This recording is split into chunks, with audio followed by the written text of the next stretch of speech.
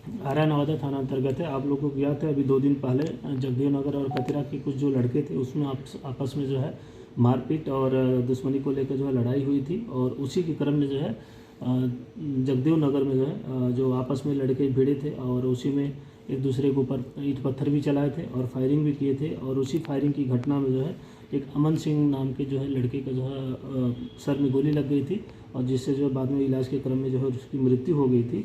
और उसमें 2 प्राथमिकी दर्ज की गई थी। एक जो है कि अमन सिंह के जो है परिवार वाले दर्ज किए थे और दूसरा प्राथमिकी पुलिस ने अपने स्तर से जो है दर्ज की थी, क्योंकि उसमें लोग फायरिंग किए थे और मारपीट किए थे और वहाँ पे जो है अराजक स्थिति पर फैलाने की कोशिश किए थे। तो उसके क्रम में जो प्राथमिकी दर्ज की गई थी तो उसी में से जो कई अभियुक्त थे, कुल मिला जुला के दोनों केसों में मिला के लगभग 14 से 15 अभियुक्तों का नाम कांड में दर्ज किया गया था। उसमें से जो आयुष कुमार था उस अभियुक्त के जो है कल एक सूचना प्राप्त हुई थी, तो इसको पासवान चौक के पास से जो है गिरफ्तार किया गया जो है। और इसके पास और वहाँ से जो 5 खोखा वगैरह के 5 खोखा बरामद किया गया। एक मफलर जो वहाँ पे सीसीटीवी फुटेज में भी जो पहचान किया गया था वो बरामद किया गया। एक मोबाइल बरामद किया गया है।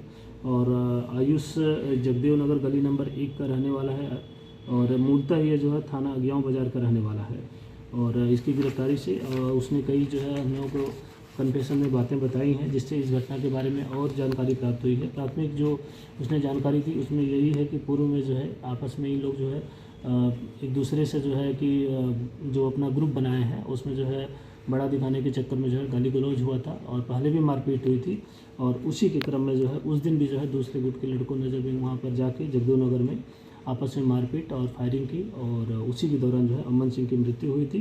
तो बाकी जो इसमें अभियुक्त हैं उनकी लगातार पुलिस छापामारी कर रही है, तलाश कर रही है। जल्द ही उनके खिलाफ छापामारी के साथ साथ जो कार्रवाई करते हुए और वारंट के साथ साथ हम लोग प्रयासरत हैं कि जल्द से जल्द अगर कुर्की भी प्राप्त होगी तो इनके घरों पे कुर्की भी सुनिश्चित की जाएगी।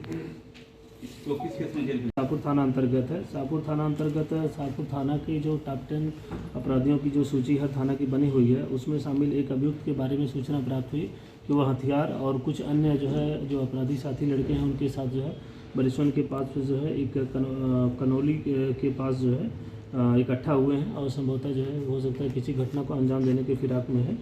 तो जैसे सूचना प्राप्त हुई उसके बाद वहाँ पे जो पूनम कुमारी और अन्य जो उनकी टीम थी वो तुरंत छापामारी करती है रात्रि में ही। और लगभग 11:30 बजे के आसपास सूचना प्राप्त होती है, लेकिन लगभग 2:30 बजे के आसपास जब वो घेराबंदी करते हैं तो एक खटाल रहती है वहाँ पे जो है खटाल जो इनकी बिमलेश तिवारी की रहती है। तो वहाँ पे ये लोग जब छापामारी करते हैं तो ये लोग भागने की कोशिश करते हैं। तो उसी में से जब टीम ने जो घेराबंदी करके इनको पकड़ा तो उनके बाद जब तलाशी ली गई तो तलाशी के क्रम में एक देसी कट्टा और 5 जिंदा कारतूस और 3 संदिग्ध मोबाइल और एक जैसे तलवार आप लोगों के सामने रखी है, एक तलवार उनके पास से बरामद हुई और नकद जो है 2800 रुपये बरामद हुई और एक मोटरसाइकिल जिससे जो है संभवतः वो घटना को अंजाम देने वाले थे तो वो मोटरसाइकिल भी बरामद किया गया। और जो अभियुक्त गिरफ्तार हुए हैं उसमें पहला अभियुक्त जो है बिमलेश तिवारी, ये पिता जयशंभू तिवारी, ये बरिशवन के रहने वाले हैं शाहपुर के। दूसरे राजेश गौड़, यह जो है श्रीनाथ गौड़ इनके पिता है, ये बरिशवन शाहपुर के ये भी रहने वाला अभियुक्त है। तीसरा अभियुक्त है मुकेश राय, यह जो है इटहूर चरपोखरी भोजपुर का रहने वाला है। और चौथा अभियुक्त राजू पांडे, यह कन्हौली शाहपुर भोजपुर का रहने वाला है। तो इस तरीके से 4 अभियुक्त जो है घटना से पहले गिरफ्तार किए गए। और इसमें से आपराधिक इतिहास भी कई लोगों का है और जिसमें से जो टॉप 10 अपराधी बिमलेश तिवारी है, इनका शाहपुर में ही जो है आर्म्स एक्ट, SC/ST और अन्य जो है कि पुलिस पे हमला से संबंधित भी जो है इनके ऊपर कांड दर्ज है। तो इस तरीके से जो है ये एक शाहपुर थाना के द्वारा महत्वपूर्ण उपलब्धि प्राप्त की गई, जिससे उस क्षेत्र में जो है ऐसे जो अपराधी तत्व हैं उन पर जो है कड़ाई की जा सके।